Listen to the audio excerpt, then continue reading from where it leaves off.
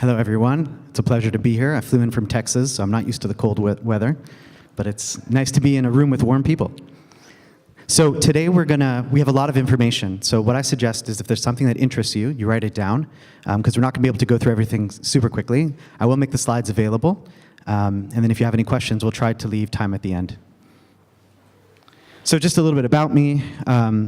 I'm a rabbi, I'm a professor. I teach at University of Houston. I also have my own digital marketing agency called Optage in Houston, Texas. That's my Twitter handle, best way to get a hold of me, or LinkedIn, which you can get to me at dannygavin.me. I've got over 9 years experience. I'm a musician, and I'm also a husband and father of 4 boys. So these are my boy chicks. They cause me a lot of trouble, but they're really cute. Okay, so today what we're going to talk about, first we're going to have an intro into digital marketing. So how many of you here have your own website? And then how many focus more on Amazon? Okay, so we have primarily the website people. So some of this might be elementary, but we are going to have a little bit of an intro just to get everyone onto the same page. Then we're going to talk about keyword research, on-page factors, and duplicate content. So all the exciting things that you need to know about when it comes to optimizing your website. Things that we're not going to be talking about today, but are an important part of SEO, is external links, link building, site speed, and mobile friendliness. These are all important things, but they only gave me 40 minutes. I asked for 2 hours, but they didn't offer to give it. So this will be for another time. Okay, so an introduction. Today, the goal of marketing is to get found by customers when they're looking, not get in their face when they're not. Traditionally, marketing was all about advertisements, interrupting people, whether it's Super Bowl commercials, it's billboards. We're in a mode where we're not actually buying, but it's interrupting. Came along the internet, and it allowed us to be in front of people at the time when they actually wanted something. I want to buy a new pair of shoes. I go online, and I look for a company that sells good shoes. So marketing needs to adapt. It doesn't mean that you throw away the traditional marketing. I always tell people that marketing is kind of like investing in the stock market. Too loud? Little way? Sorry. Okay, so it's like investing in the stock market. It's just like in the stock market, you're not going to want to invest all in one area. You're going to spread it out between different stocks. The same thing is with marketing. To put all your money into SEO, to put all your money into Google Ads would be silly because often things change and your strategies have to change. But in general, we know that online marketing has a much higher rate. It's more of an open playing field and it's permission-based. You're speaking to people when they want to be spoken to. You're not interrupting them. So now moving into search, specifically search. It's not about what you're offering, but it's about what people are searching for. And this is very hard for businesses. So the mushel or parable that I like to give is how many of you are familiar with the company Coca-Cola? Some of us. I guess the ones who didn't raise, they have no clue. It's kind of interesting. But the idea is that imagine Coca-Cola, they put $2 billion into their website, but they forget that a certain part of the country, they don't refer to Coca-Cola as Coke, but they refer to it as pop. So what happens when that guy in his college dorm in Chicago is searching for the best pop drink? Is Coca-Cola's website going to show up? What's the answer? So it's just a mushel, and the idea is that Google's much smarter than that. They can figure it out. But it gives you an idea that businesses are so often in their own head. We know what our product is. We know what people are searching for. They forget to look at what are people searching for and making sure that those keywords and that content is found on their website. And so many people forget about that. So just to quickly clarify of what we're talking about, we all know Google. It's our friend. That's the search query. When you put in the search, there's 2 sides of the page. There's the organic side, which is the natural listings, which show up at the bottom of the page. And then there's the ads that show up at the top of the page, which, as you can see right here, it takes up a lot of real estate. There's pros and cons on focusing on each area. Primarily, the reason why you'd want to focus on ads is because it takes time. SEO takes time. It's like investing in real estate. You can't just turn it over quickly. But the idea is if you want to be at the top of Google and you want to be there right away, it's great to do ads. The downside of ads are every click costs money. And also, out of 100 times that an ad is seen, only on average, 2% of people actually click through. So that means if your ad is showing 100 times, only 2 out of the 100 are actually clicking through. Now, you can get and spend a lot of money that way, but if you're really looking to dominate the market, you pretty much need to be both at the top and the bottom of the page. So what is SEO, which is our main focus today? It's a process influencing natural search results so that your web pages appear higher for the keywords you'd like to rank for. In other words, what it means is making it very clear to Google what your site and what your web pages are about.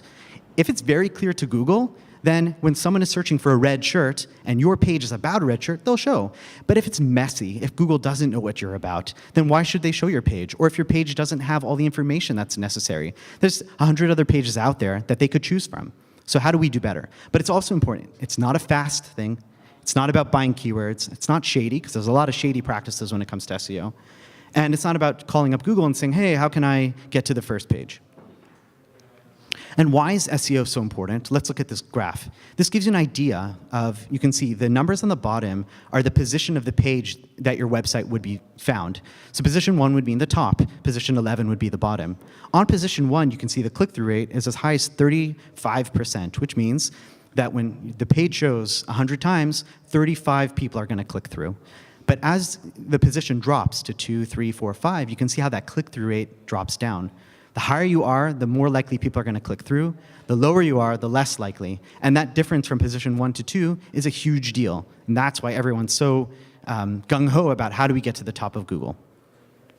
Okay, so the first part of what we're going to talk about today is keyword research, which is really the foundation of SEO.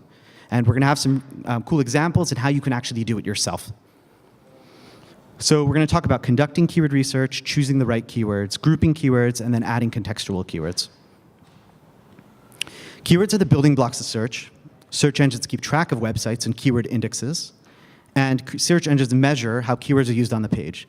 Now, keywords are not the only way that search engines figure out what the page is about, but it is a very important way. Okay, so how do we come up with keywords? So old school is keyword discovery, just sitting in a conference room with your employees and thinking, what do people search for? Sometimes we don't even just do the simple things of coming up with keywords. Next is, which is a really basic one as well, but going to Google, typing in your keyword, and then seeing what are the suggested phrases. Google provides suggested phrases based off what people are searching for. So if you want to get an idea of related phrases to what your keywords are coming from, this is another great way, going to Google Suggest.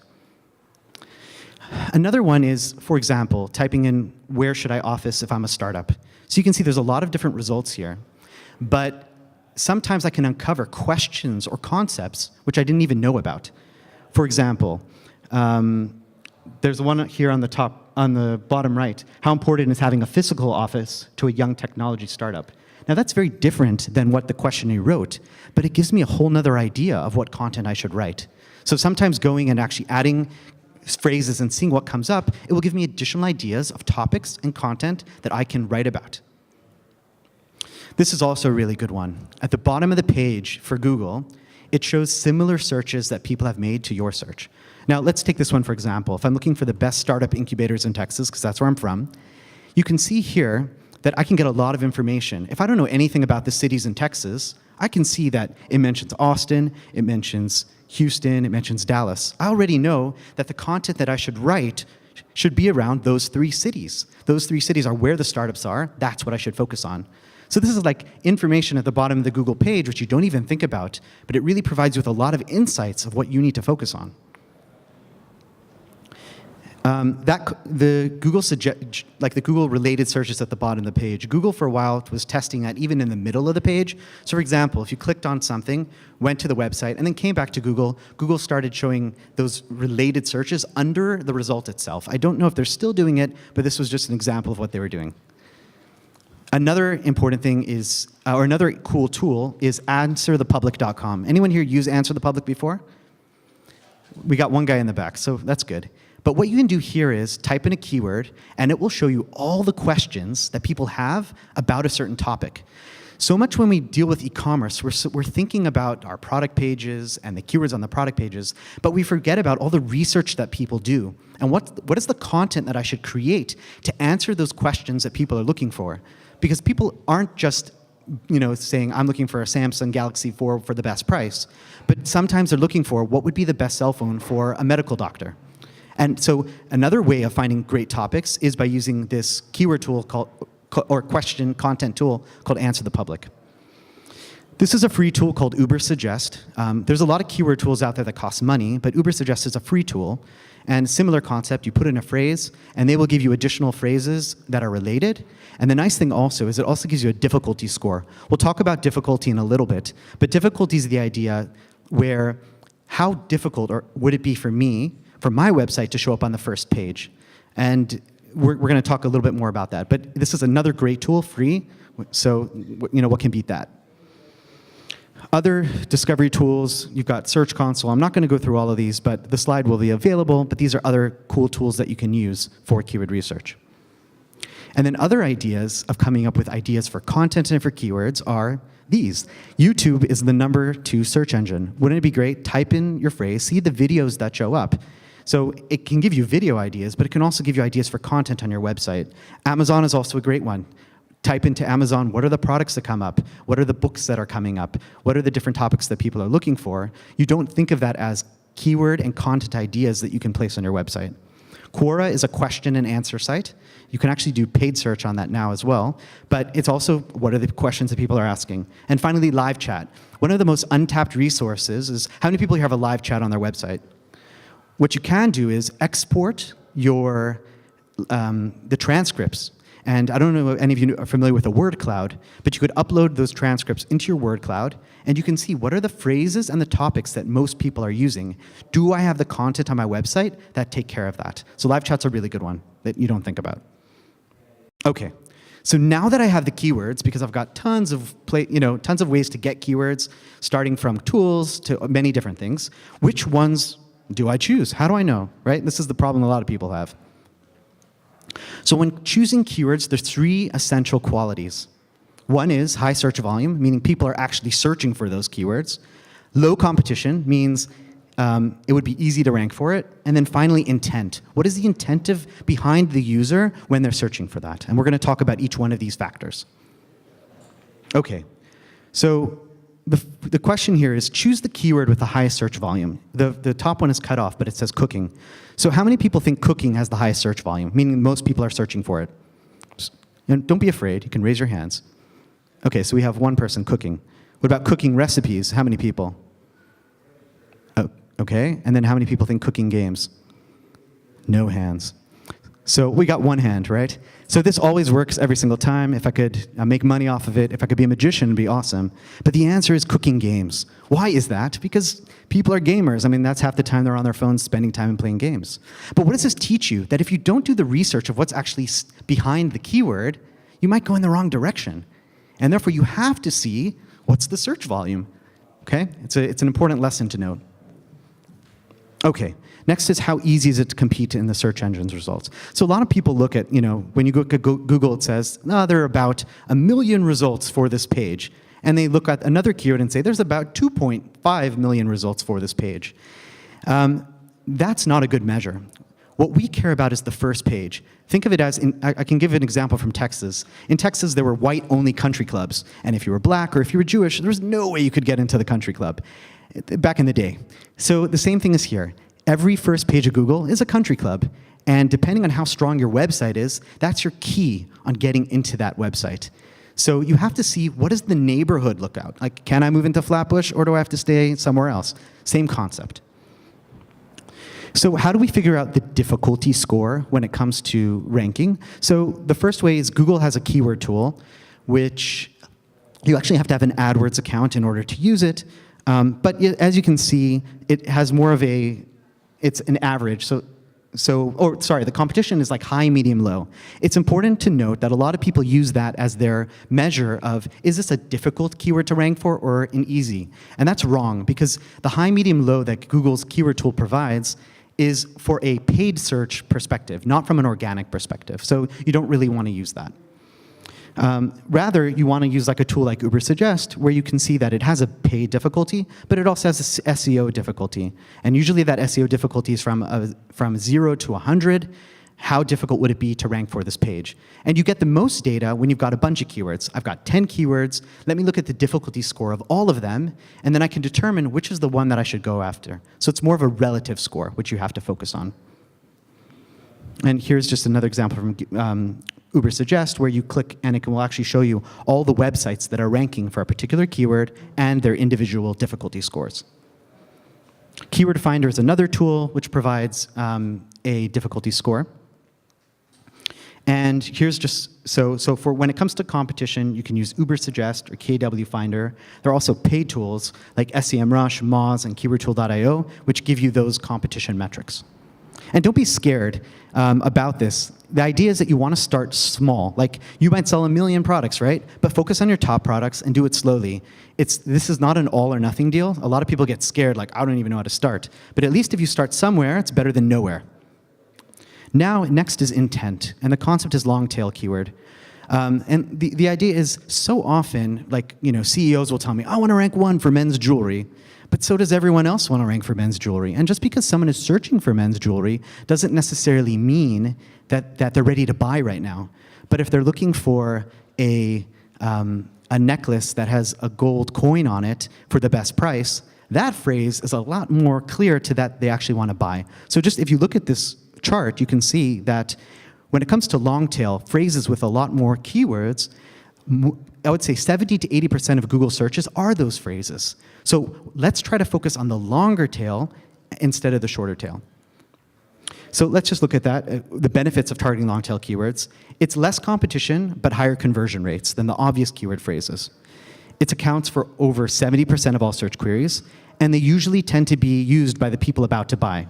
Bed sheets versus bed sheets that keep you cool, I'd rather rank for someone who's doing bed sheets that keep you cool. And what often you find is when you focus on these longer tail phrases, over time you're going to rank for the shorter tail phrases as well. Another example that I like to give is like fishing.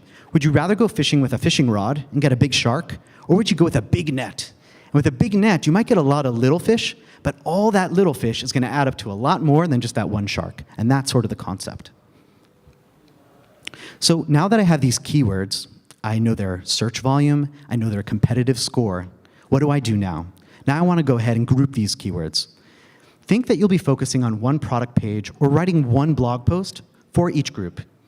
Each group should target 3 to 5 keywords, and it could be more. Sometimes you'll have 10 in a group or 20, it just depends. Ideally, there should be some sort of common denominator or relationship among the keywords of each group. So the idea here would be, where do I put these keywords? And it's really depending on the intent. If it's more of an informational keyword, like what are the best flannel sheet sets, that deserves a blog post to discuss. When someone is searching for that, they want information. And hopefully, in your blog post, you're putting links to your products, and you're making it very easy for them to purchase if they want to. Or you're at least putting a retargeting pixel so that you can retarget them as they leave to get them to purchase when they're actually ready. However, when it's something that's more purchase ready, like queen size flannel sheet set, that's more about something that you're going to focus on a product page and making sure that those keywords are found in your product description. And a lot of us are so used to writing, 100-word descriptions. Wouldn't it be great if we had 1,000 words for every product description? I know that's hard to reach, but that's going to set you apart. Okay, the final missing piece is contextual keywords. And the idea is filling the gaps in the visitor's knowledge. How it used to be, imagine I'm a travel agency and I wanted to rank for the best places to visit in New York City. So a couple years ago, you know how I ranked for that? I would take the phrase, best places to visit in New York City, and create a piece of content and put it in there like 50 times, right? But we all know that content. Reading content and it's got that keyword like 1 million times doesn't work anymore. Rather, what is the point? Google understands topics and how they work. And therefore, if I want to rank for that, I really need to produce a piece of content that actually mentions the top 10 places to visit in New York City. And do you think that if you don't mention the Empire State Building, do you think your content is going to rank for that? No, it's not. Because imagine a piece of content that says the best places to New York City and you don't even mention the Empire State Building. So it's crazy to think that that's how advanced Google is, but we have to think about it in that way. So a page about New York that doesn't mention Brooklyn or Long Island may not be very comprehensive, and Google actually understands that. So what I do is there's a tool. It's a free tool. There's a bit.ly there, which is a short link for IBM and LU demo. And the idea is you go to a page, you find the top website that's ranking for your keyword. You take that keyword, You take that website and you put it into this tool. And what this tool does is it analyzes the page as if it was a robot. And it wants to see, what is this page even talking about? So if I'm looking for Masters in Marketing in Houston, Texas, so I can see that this page is primarily talking about Bauer MBA student, but interesting, at an 87% confidence interval, which means from a 0 to 100, 100 meaning that's really what it's talking about, 0 it's not talking about. It's talking about social media marketing. It's talking about the business community. It's talking about customer relationship management and different things like that. So I've uncovered these are the topics that the #1 page is ranking for, or what they're covering in their piece of content. If I want to rank, I better talk about those things as well. So instead of looking at the content myself, I'm able to go ahead and look at it from a computer's perspective and see what are the topics that it sees as what it's talking about. So that's basically the different concepts. So just as a rehash, we need to do keyword research. We need to find the volume of our keywords. We need to find the difficulty of our keywords. We need to focus on what the intent is. Is it more of a buying? Is it more of a informational keyword? And we also need to find those keywords that fill in the gaps. What are the different parts of the topic that I need to include in my pages, whether it's my product page or my blog post? And this will help me optimize my pages, create blog posts, and give me an idea of what I even need to do. Okay. So now we're going to veer into on-site SEO, which means actually going in and optimizing your website so that Google understands it. This is a great graph because it gives you a pretty decent idea of what it looks like to have a pretty optimized page. And we're going to go through each part. Okay, so the first thing that we want to focus on when you're optimizing your website is your URL structure. Why is it important? Because your URL appears in multiple locations. It's underneath the title tag on Google's search page. It's often as your link anchor text, which means if someone's linking to you, they'll often use the URL itself. It's in the web browser bar. So the idea is that a URL should be relative of your page's content. A shorter URL is much better. Keyword use is important, but you don't want to stuff it. I know there was a web development company in Houston, and they used to have URLs like this, www.softwaresolutions.com/web-development/Houston/Texas/US/UK, right? They stuffed 1 million keywords into the URL, which is ridiculous. So you want to put your keywords in there, but you don't want to overdo it.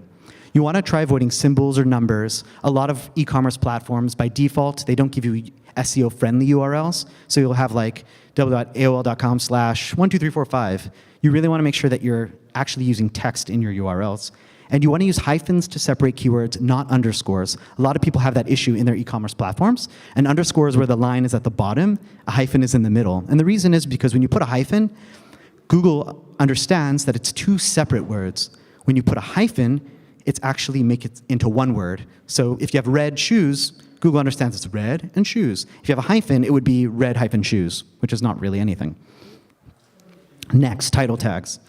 It's an accurate, concise description of a page's content. It's critical for the searcher and for the search engine. So the title it shows up in the web bar on top for some browsers, and then it's also what shows up on Google, right? So you want to include keywords. The search engine only displays about 50 to 60 characters. You want to include your brand if possible, but never put it at the beginning of the title. You always want to stick it at the end. And it should be descriptive and readable. All of these meta tags that we're talking about, you have to think of them as advertisements. Because when there's a page of Google and 10 listings, why does someone want to click on mine over someone else's? So the title is key, right? What's going to make them want to go forward? So a good example is to pump up your titles. These are good words that you can add to your titles to make them more flashy so that people will actually want to click on them. Guide, awesome, new, fast, crazy, how to, research, proven, results, amazing, step by step. Instead of just saying, men's watch, red, yellow, $500, right? Okay. But if I can pump it up and make people really want to click on it, that just helps me even more. And the idea is, why is this important? Because in Google, there's a concept of pogo sticking. What that means is, if you're at the top of the page, Google expects that you should get a certain amount of people to click on your page, and they go to your website, and they stay on your website. But if someone goes to your website through Google, goes to the site, and then comes back to Google, Google can realize that, hey, I don't know why I just put that page as position 1, people don't really like it. And therefore, it will drop it down to position 2 or 3. So you want to have number one, you want to try to get people to click on. And if they do click on, how do I make sure that they don't go back to Google, but they actually go from the page and keep moving on to the next page? Something we have to think about. Okay, meta descriptions. It's not used for rankings because a lot of people stuff keywords with meta descriptions, but they are displayed on the search engine results page. And you can see that on the bottom under the URL. That is what the meta description is. Ideally, it should be 155 to 160 characters, 290 the most. The reason why you want to do 155 to 160 because after 160 gets chopped off. You want to think of it as a headline, can be promotional. Like I know certain e-commerce people, they'll actually put like their sales in their description. So they'll have their programmer set up that we have a little area in the back end where we can type in our promotion, and then that promotion shows up in every single meta description. Some people do that. It could answer a question. So the idea is think about how do I get people to click to go forward. Body copy. Ideally, you want to have 1,000 or more words on your page. And I know that sounds crazy because it's impossible. You can't always do that. But the idea is how can we beef it up? And we can get there by having a good product description, the key features, the benefits, customer reviews, and frequently asked questions. So it's not always the product description, but if I can add many opportunities for content on the page, I can really get up to that 1,000 number. And you'll see Google favors pages with more content than less. So you don't want to keyword stuff. Thin content is really bad. That means if you have a 2-line description, really bad, because in Google's eyes, if I've got a product A with a 2-line description and product B with a 2-line description, they may even think of that as duplicate content because it doesn't even have any content. And then a manufacturer's description is a big no-no. If you are selling or drop shipping or if you use the manufacturer's description, that's like death for SEO because there's 100 other sites out there that use that description. There's no reason why Google's going to want to show your page. So yes, it does require a little bit of an investment, but you do have to do it. Rich snippets. So rich snippets are those additional cool things that show up. The way you do it is primarily through code. And I'm going to use an example here just so that you can give an example. So this website, you can see it has a product page. And you see it's got stars, it's got different pricing, many different things there. But when you see this is called schema. Schema.org is basically coding in the back end to let Google easily know where the price is, where the color is, where there are the reviews. And you can see that before they did anything, they're not really getting much information off the page because they didn't program it accordingly. You can see these are all the different types of schema or code that you could send to Google. And you can see there's a lot of X's and there's a lot of optional things that they don't have filled in. Very little. This would be just for reviews. So that's just an example where schema, once again, and you'd have to speak to your developer, marking up the page so that all the information is very clear to Google, because then Google knows, oh, you've got a 5-star review because you tagged it as this is a review. Then on actually Google, when I have my product, the 5-star review will actually show up. And that's so much better because if you've got 10 products on Google and one has a 5-star review, someone's going to more likely click on you, even if you're at position 5 at the middle of the page. Is everyone following so far? I know it's a lot, but okay, good. Image optimization. This is an important one. And that means the images that you upload to your site. Number one is the file name. I never want to see an image that was like abcd123.jpg. No, even the file name itself needs to be the product when you upload it. Okay. Number two is alt text. The alt text is the hidden text that describes the image. It was initially made for people who are visually impaired. So if there was a reader reading the page, it would be able to describe the image. But this is a way that you can describe to Google what the image is about. Google's very close to figuring out what images are, but they're not there yet. So you kind of have to tell them what it is. If you are targeting keywords on a page, make sure the keywords are in that alt text as well. The title tag is a separate tag for an image. That's whenever you hover over an image, there's some text that pops up. That's the title tag as well. That should also be optimized. And finally, scaling. Scaling is related to site speed, but the idea is that an image that's 10,000 by 10,000 pixels, and then it really only shows up 500 by 500, that takes the time for the page to load and actually take that image and decrease it. You want to make sure that you can go ahead and upload images at the scale that they should be. If anyone has WordPress, WordPress has a cool plugin where you could just go in and automatically it takes all your images and rescales them. For other platforms, there's other things you have to do, but that's an important thing to think about. Internal linking is a very powerful way to help your website. Internal linking means the links from one page to the next. Often we just think about, I've got my top navigation, people are clicking through and they go to the products. But it's important to have links going from one page to the next, one topic from the next, especially when you have blog posts. I don't have a blog post, I'm linking to the product pages. So why are this so important? Because when you link your site, Google has a better idea of what everything is about. And if you have let's say gold jewelry, you have that link and it's on a bunch of pages and it's pointing to this one page about gold jewelry, that actually sends signs to Google that this page should rank for gold jewelry. So the other ways that you can have internal linking is through breadcrumbs, which is usually the links at the top of a page, which show you where you are in the category or subcategory, related products helps, related categories. In your description itself, some people forget, I could actually have a description where it's like, oh, other options are matching jewelry, or if you like this piece, try something else. Find opportunities to internal link. And the idea is it also allows the juice to flow. Juice is referred to sort of like the link juice, or the ability that people have. That goes in and it goes throughout all the different pages. The more links you have, the better you spread out this juice. You have the most SEO power or juice you have is at the home page. And if you want to make sure if that juice actually gets spread out throughout your site, you have to create links that link the products between each other. So therefore, every element counts. Does the title match what searchers want? Does the URL seem compelling?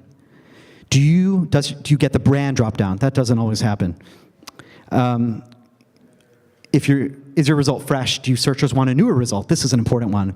Imagine if you have a blog post that did really well, but you published it in 2013, and you rank, 3 on Google.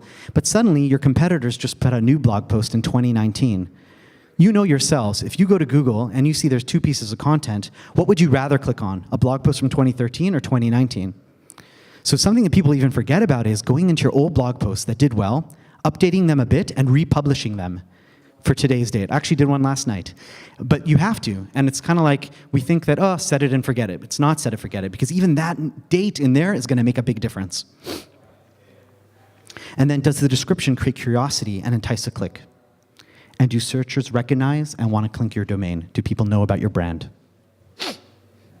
Okay, so we've gone through 2 of our sections. Now we're going to talk about duplicate content. And the reason we're going to talk about duplicate content is because it's a serious issue that a lot of e-commerce websites, especially those people who have Magento platforms, naturally causes many duplicate content issues if you don't know what to do. So this is, pay attention because it's important. Okay, what is duplicate content? It's when 2 or more pages, or really URLs, share the same content. Think of it as the URL, not the page. So that means if I can get to this one page through different URLs, in Google's eyes, that can be considered duplicate content. And we're going to give many examples so you'll get to see what I mean.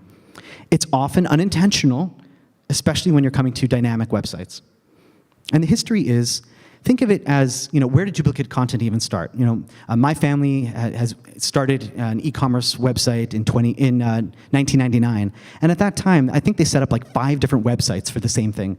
They had Loose Diamonds Houston, Wholesale Diamonds Houston, crazy, right? But that's what you could do. But then Google realized, oh, this website and that website, it's all the same website. We're not going to show all of them. We'll maybe show one. So think about it as Google is essentially a spider. It sends a spider to your website, and it's going and searching the pages, reading what each page is about. So imagine if it goes to one page, great page. Then it goes to the next page and it says, this second page is very similar to the first page. And then it goes to another page, and it's like, oh, this page is very similar to that page. It looks like that everything here is kind of similar. I'm going to leave now. And what that means is you could have 10,000 pages, but Google's only looked at 5 of them because it's duplicate. So that's what can happen, right? There's also penalties involved where sometimes if you have very thin content, Google, that was called the Panda update, where it actually penalized sites when you had duplicate content and actually threw you lower on the search engine rankings.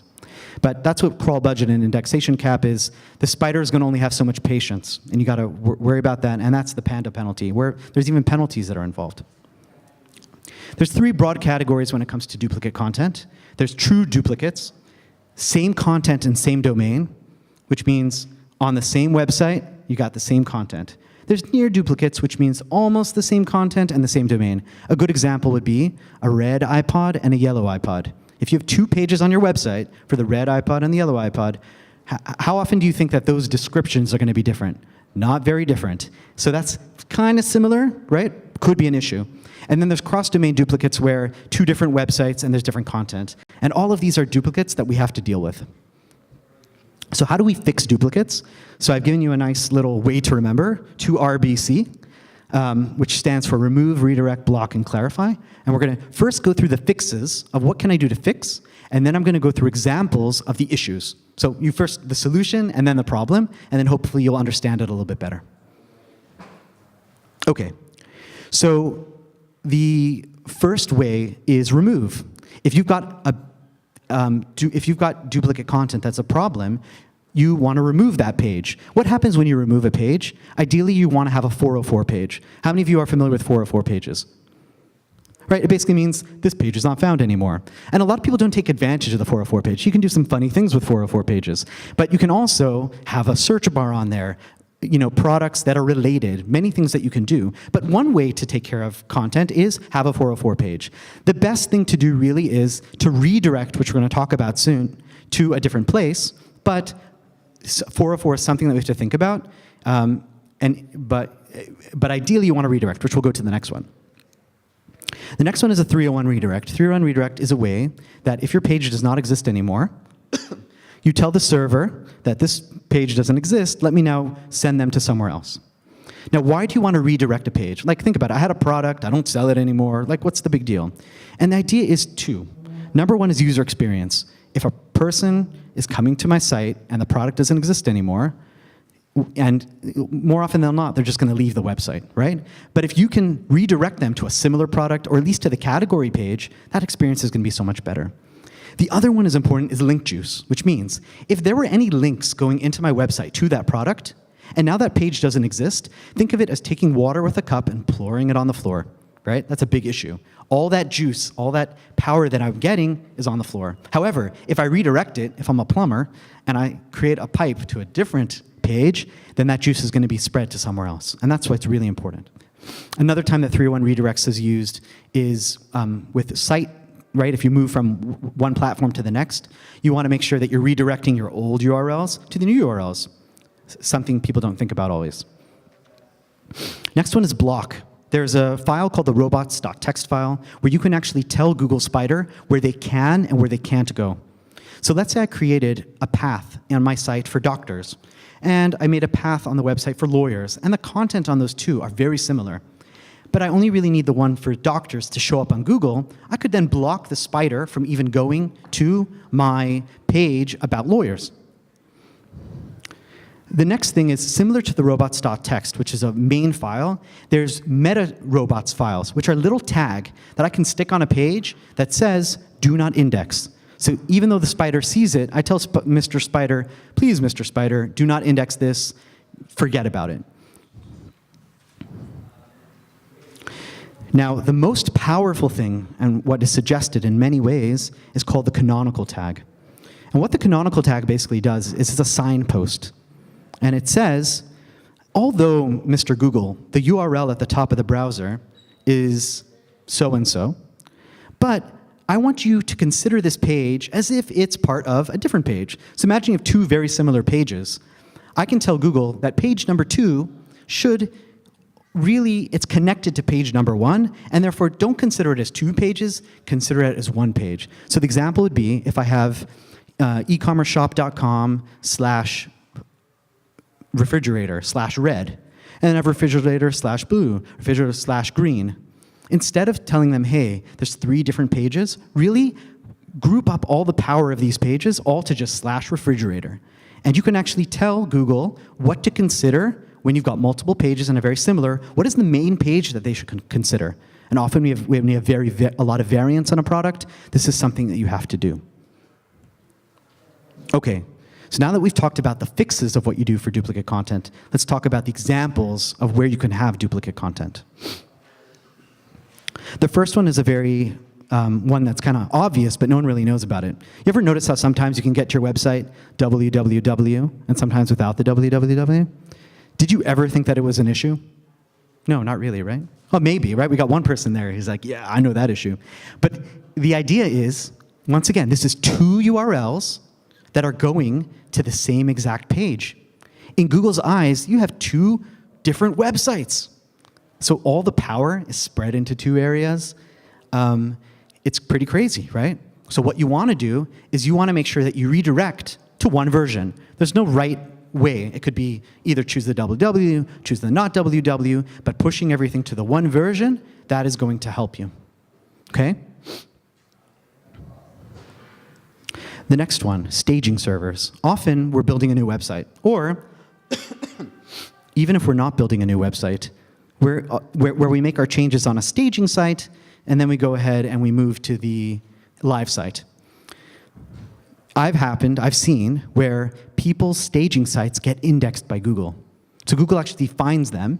So what you do now is, I can see staging.com and example.com. So you have two websites out there with the exact same content, both being picked up by Google, which is a huge issue. So you want to make sure that your staging site is blocked off from Google. How do you do that? In the robot.txt file, that main file, you're saying, Mr. Google, Mr. Spider, please don't come here. Don't look at it.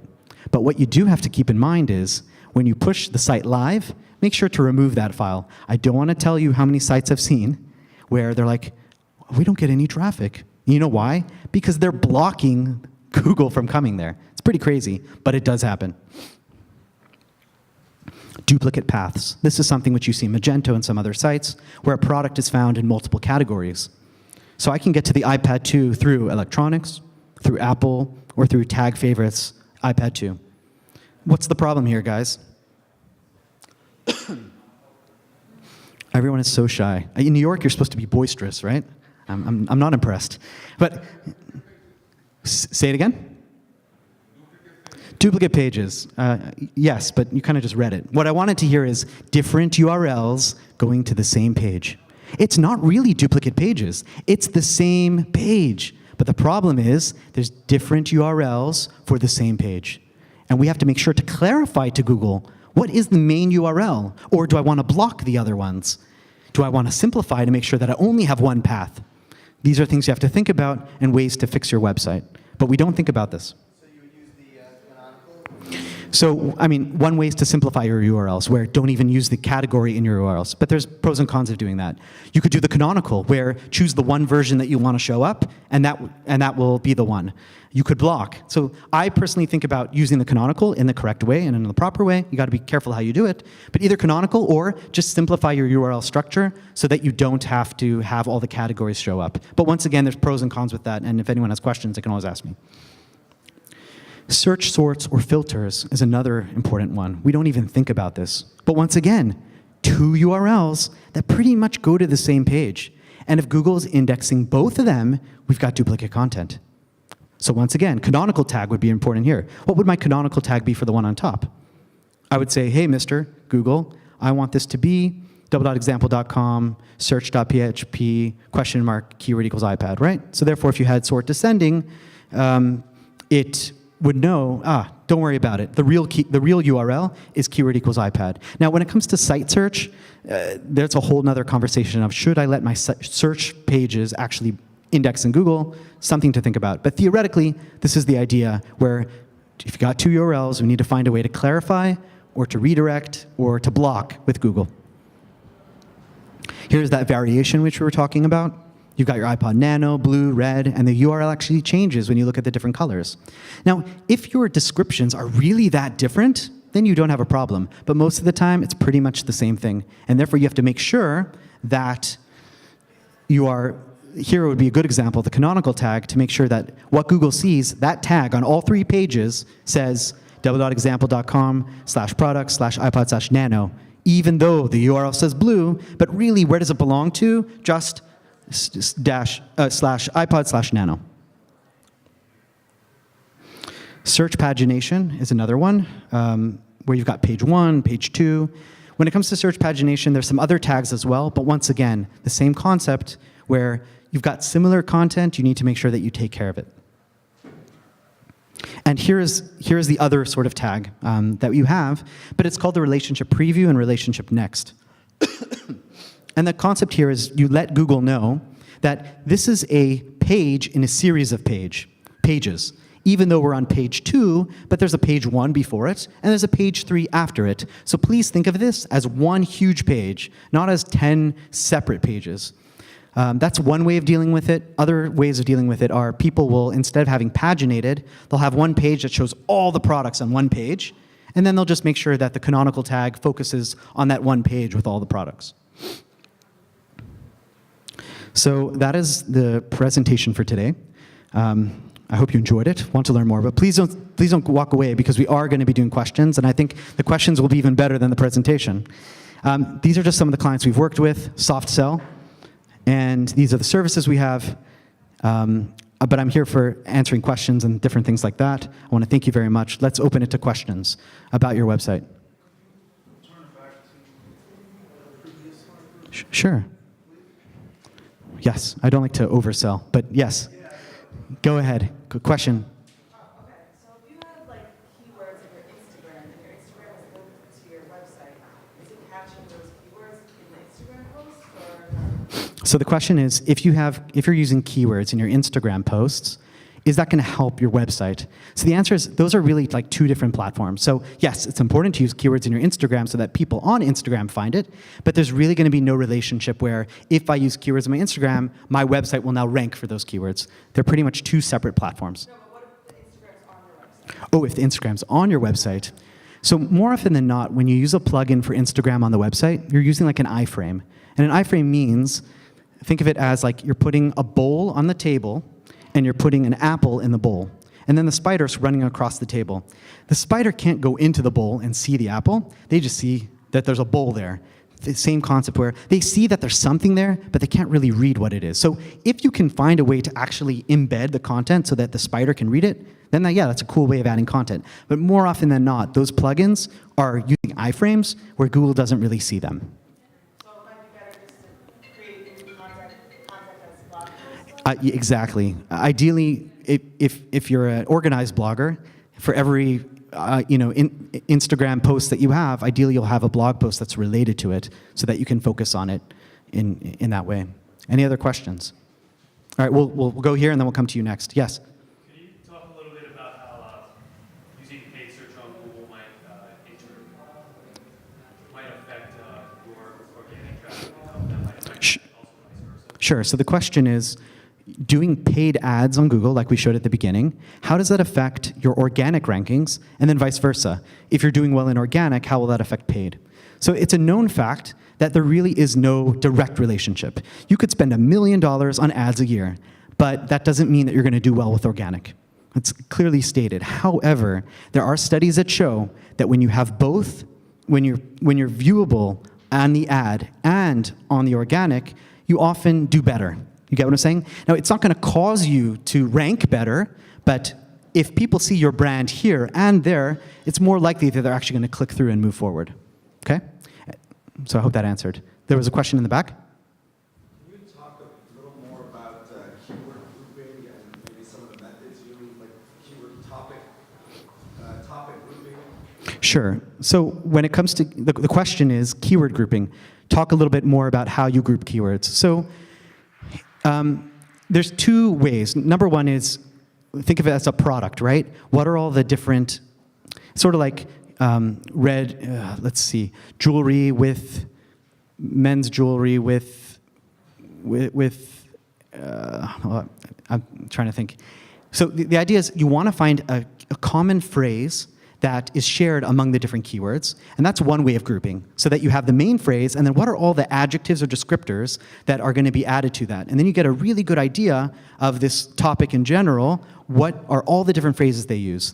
The other way is doing the grouping like I showed near the end about the content, that when it comes to a certain topic, what are all the different aspects that I need to discuss with this product in order to make sure that I'm really comprehensive when I'm talking about it. So for example, if I'm speaking about a mattress and I don't say, how well of a night's sleep that I'm going to have, then most probably Google's going to ding me on that point because my content is not comprehensive. So there's two ways to group. One is a similar keyword, putting that together, but then also creating a group in order to cover the context of that topic in complete. And by using the tools that I showed you, you'll be able to come up with all the different concepts and insights and be able to break them up into smaller groups. I hope that helped. I do have some other examples, visual examples, which I could show you if you'd be interested. I could send you. Any other questions?